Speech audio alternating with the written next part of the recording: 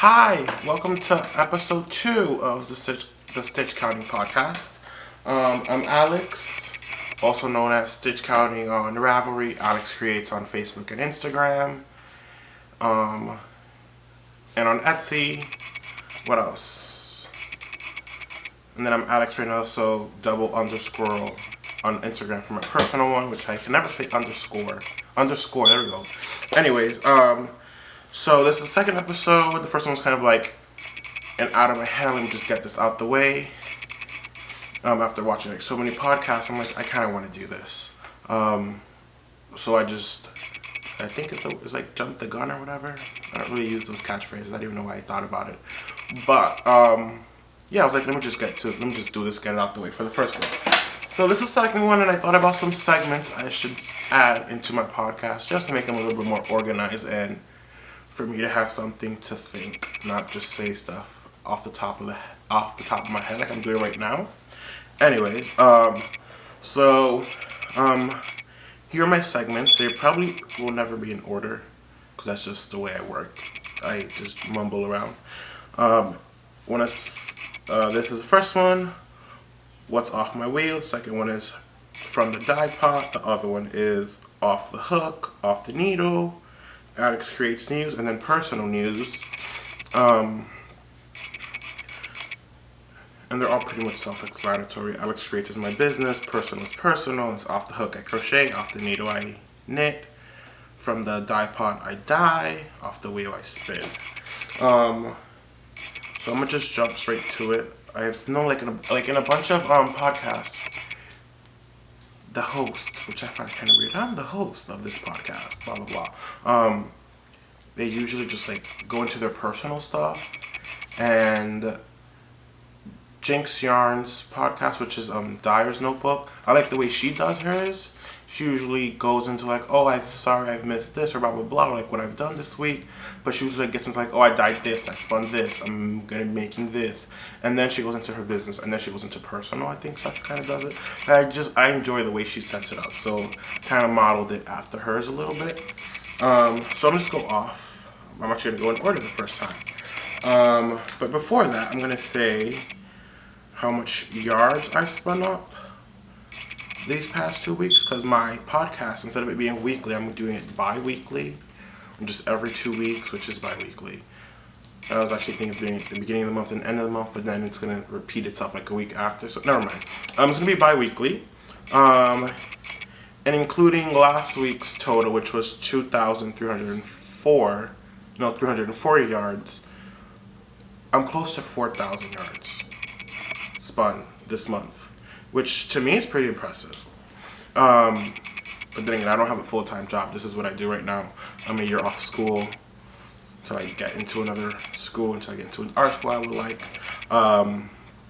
But yeah, I spun up about 2,000 more within these 2 weeks. Probably a little bit more. I have one that I haven't actually counted. Well, I counted, but I think I did math wrong or something because it says it was 300 yards, and I didn't trust myself. I'm like, I don't think I spun up this much for a 4-ounce bundle of roving. I'm like, no, this just can't work out.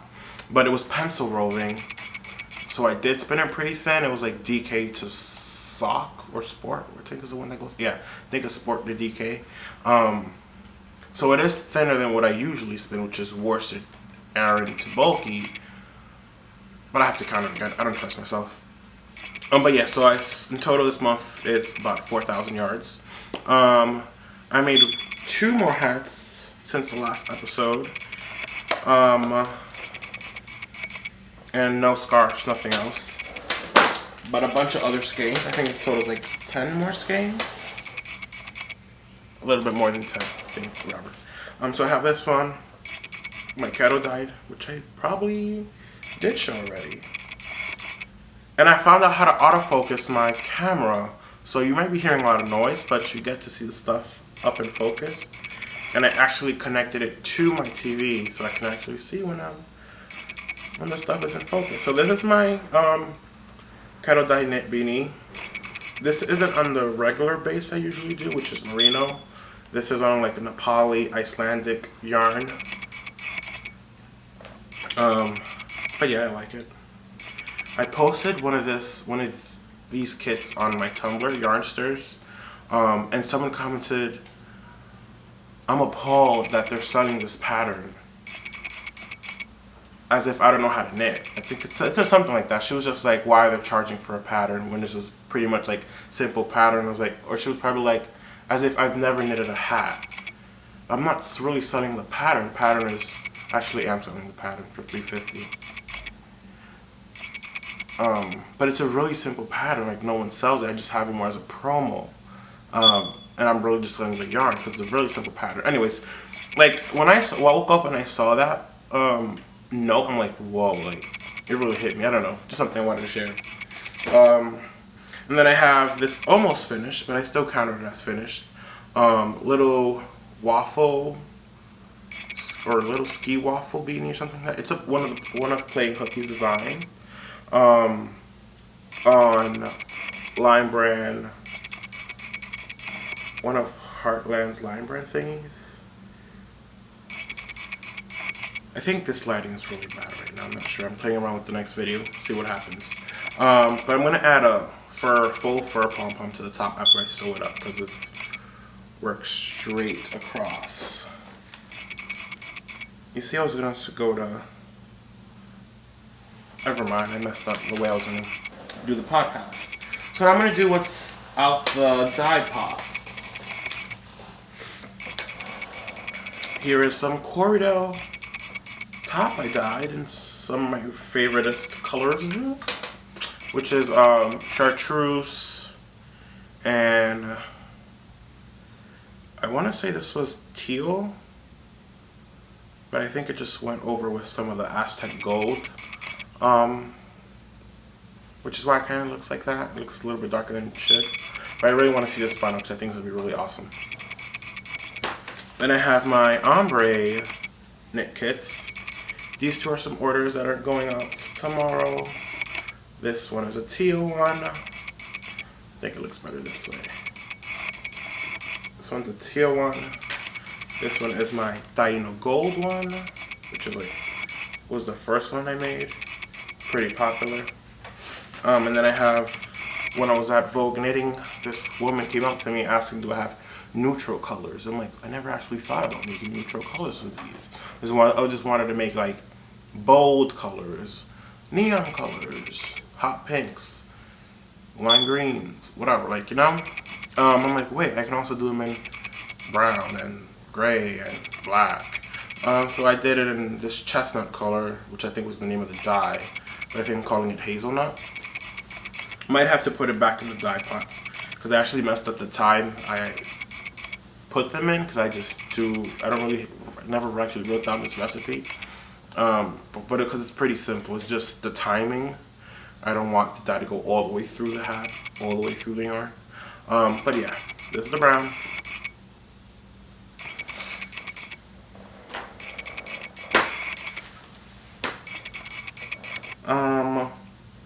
What's off the wheel? This I actually skeined up last night or this morning, so they aren't even washed yet, which is why they're in this basket, which you can't see. But here's the basket I keep my yarn in after I spun it up, or after I spun it up or plied, or it's waiting to be washed.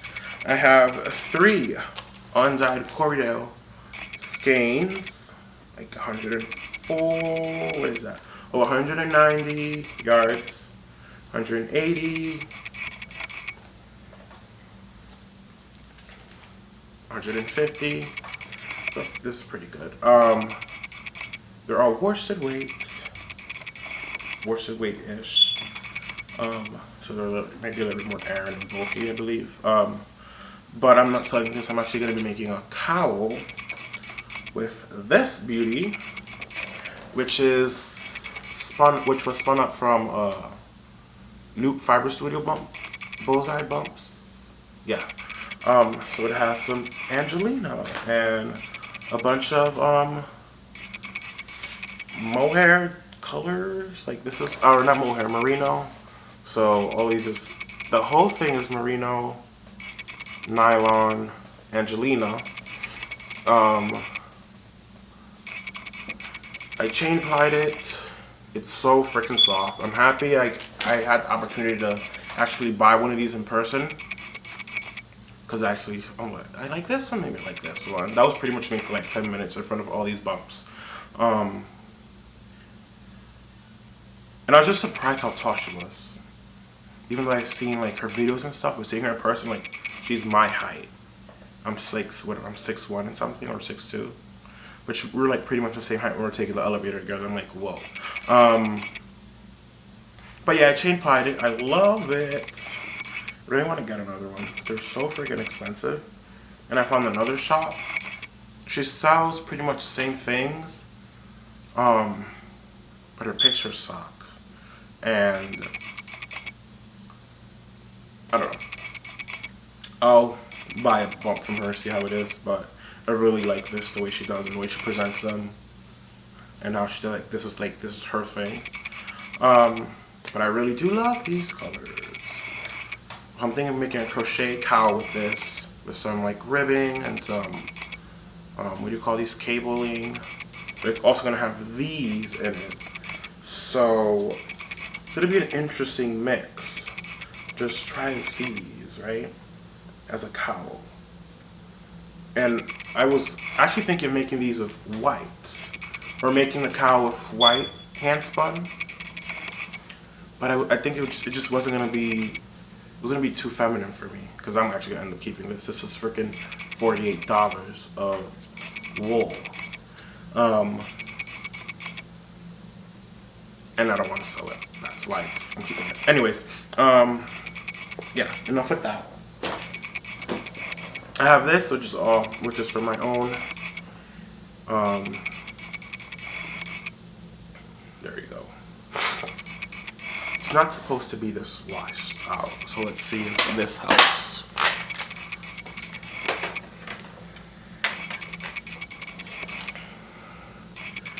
Not really. Kinda. Anyways, so this has like, it's a lot neon-y than it actually is coming out to be here in the video.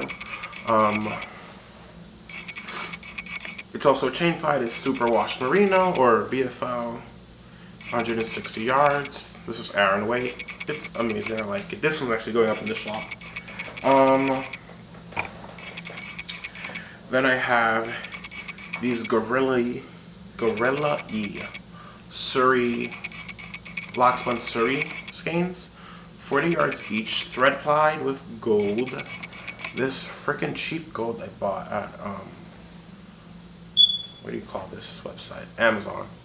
Probably won't be able to see. Let's try again. Kind of see it. Not really. Oh, kind of saw it sparkle there actually. But yeah, you can see the locks up in here. I love this.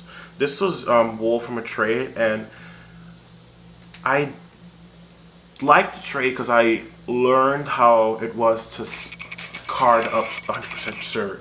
The trade was that she wanted sport weight Surrey with gold Angelino. So it was 100% Surrey, and I carded it by hand with my hand cards because that's all I had at that time. Or maybe I probably had something else too. Probably had my drum card. My drum card is messed up. So I carded it by hand, and it was just so slippery to card. Like, no matter how much you added, it was like you're not really carding anything. And then spinning it, you have to add so much twist so it just doesn't slip away. But at the end, it was like super drapey yarn. It was nice, but it was so much work. Like, I'm like, I don't really want to. I'm like, I don't even know what to do with this. I was going to sell it, but then I'm like, let me not sell it. I actually wanted to keep the fiber. But I'm happy that I did end up keeping it and spun it up. Just wish I had more yards from it. Only 80 total. So I'm thinking of actually keeping one skein and making one of my lock spun beanies from it, which like the brim is lock spun, and then the rest of the hat is just knitted basically. But this is a lot softer than mohair is, which is why I like Surrey. Which the other one was on mohair. Anyways, you probably don't know what I'm talking about. Yeah, these two for the last. And this was the skein I was talking about that was like 300 yards. This was spun up from New York alpaca roving or pencil roving I got at Vogue Knitting from these nice people. Just look at this. It's like amazing. Like, I really like the colors. It was two-toned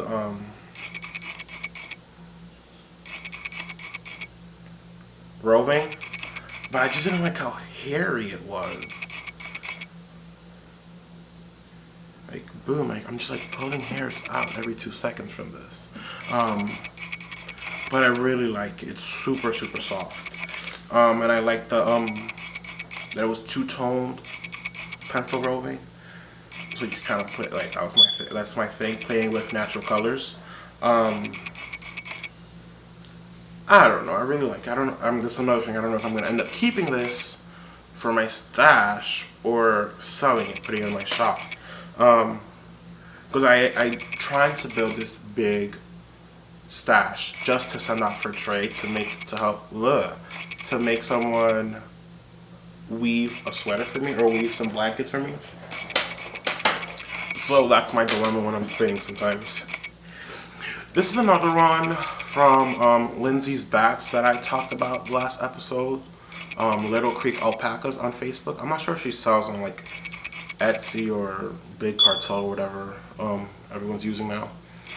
But her bats are amazing. Like, they're really smooth art bats. They aren't like really chunky with like locks or stuff. Or she doesn't use a vintage card. She uses like a pretty fine tooth carder. So her stuff ends up pretty smooth. She adds her own alpaca locks into it.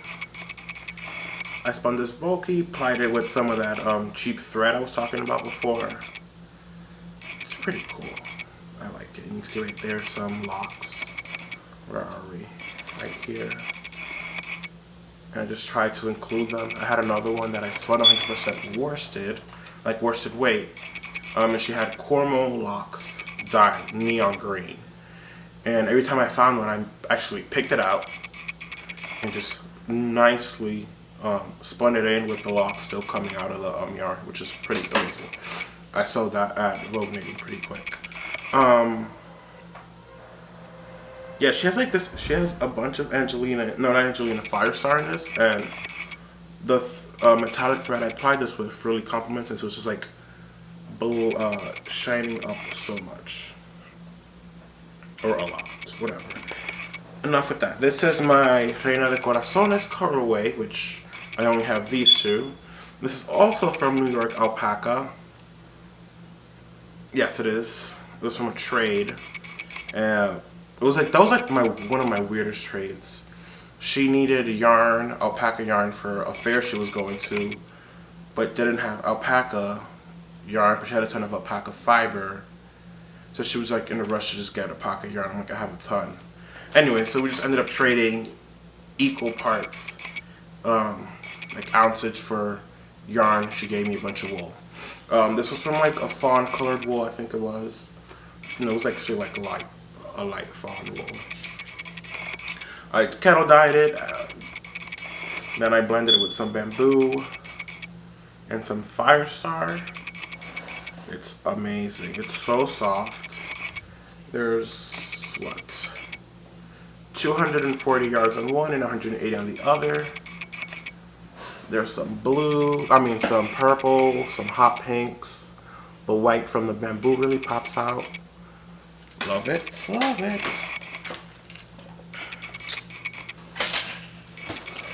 What's next? I did what's off the wheel, the dye pot, off the hook, off the needle. Alex creates news. This is Alex creates news.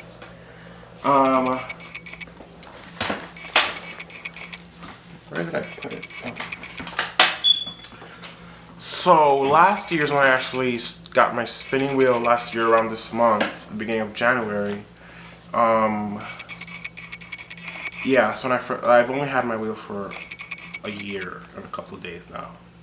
And I spun a lot.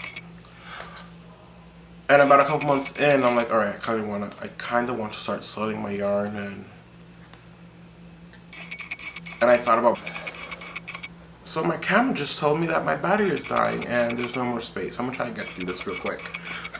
These are my old business cards. I just threw them all out a couple days ago. Or, yeah, these are my old business cards for just my yarn. These are my new yarn, and I use them as yarn tags in the back. I got them off for super cheap.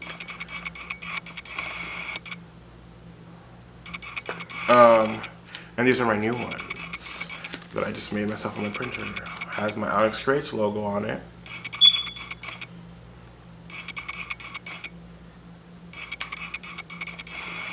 There we go. And in the back, it just has these labels I'm using. So that's something I'm changing.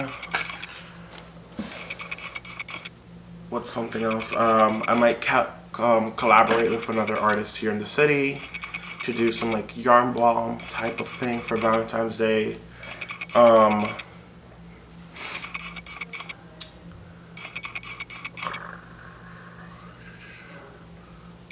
Great stuff. Oh, I'm adding more commuter beanies to my Etsy shop, more infinity scarves, more minimalist beanies to my Etsy shop.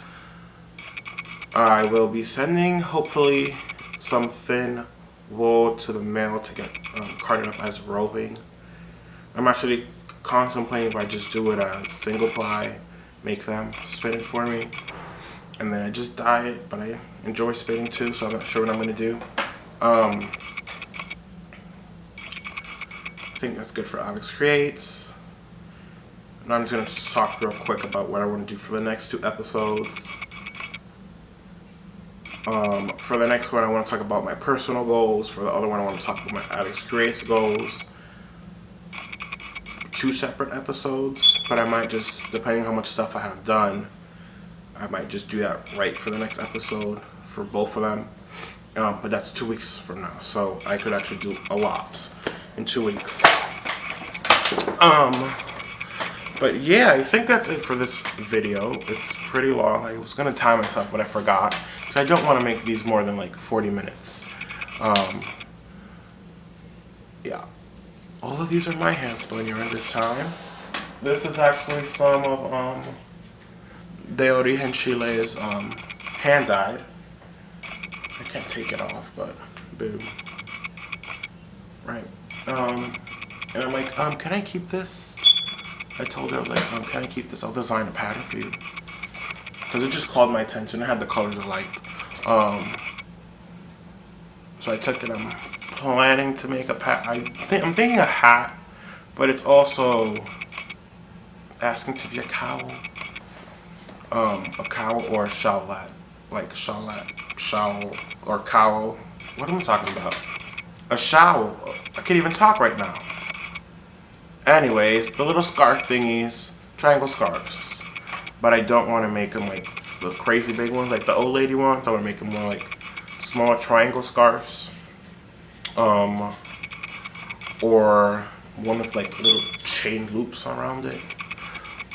But I'm not sure. I haven't designed it, haven't really thought about it yet. But I'm thinking of pairing it up with some white undyed wool. And I'm thinking of actually doing that with a couple other indie dyers and other spinners. Just designing patterns showcasing the wool or the yarn that they spin, the yarn that they dye. Yeah.